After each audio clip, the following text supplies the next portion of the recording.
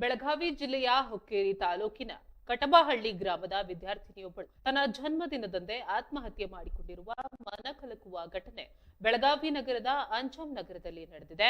BSc ಅಂತಿಮ ವರ್ಷದಲ್ಲಿ ವ್ಯಾಸಂಗ ಮಾಡ್ತಾ ಇದ್ದ ಕಾವೇರಿ ಉಮೇಶ್ ನಾಯಕ ಎಂಬಾಕೆ ಹಾಸ್ಟೆಲ್ನಲ್ಲಿ ನೇಣು ಬಿಗಿದುಕೊಂಡು ಪ್ರಾಣ ಕಳೆದುಕೊಂಡ ದುರ್ದೈವಿ.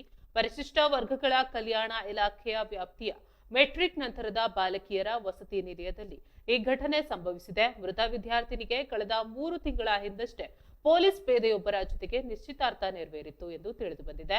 ಕುಟುಂಬಸ್ಥರು ಮದುವೆಯ ಸಿದ್ಧತೆಯಲ್ಲಿದ್ದಾಗಲೇ ಇತ್ತ ಮಗಳು ಜನ್ಮದಿನದಂದೇ ಸಾವಿಗೆ ಶರಣಾಗಿರೋದು ಪೋಷಕರ ಆಕ್ರಂದನ ಮುಗಿಲು ಮುಟ್ಟುವಂತೆ ಮಾಡಿದೆ. ಆತ್ಮಹತ್ಯೆಗೆ ನಿಖರವಾದ ಕಾರಣ ಇನ್ನೂ ತಿಳಿದು ಬಂದಿಲ್ಲ. ಘಟನಾ ಸ್ಥಳಕ್ಕೆ ಎಪಿಎಂಸಿ ಪೊಲೀಸ್ ಠಾಣೆಯ ಸಿಪಿಐ ಉಸ್ಮಾನ್ ಅವಟಿಯಾ ಹಾಗೂ ಸಿಬ್ಬಂದಿಗಳು ಭೇಟಿ ನೀಡಿ ಪರಿಶೀಲನೆ ನಡೆಸುತ್ತಿದ್ದಾರೆ. ಪ್ರಕರಣ ದಾಖಲಿಸಿಕೊಂಡಿರುವ ಪೊಲೀಸರು ಸಾವಿನ ಹಿಂದಿರುವ ಅಸಲಿ ಕಾರಣವೇನು ಎಂಬ ಬಗ್ಗೆ ತನಿಖೆಯನ್ನ ಕೈಗೊಂಡಿದ್ದಾರೆ.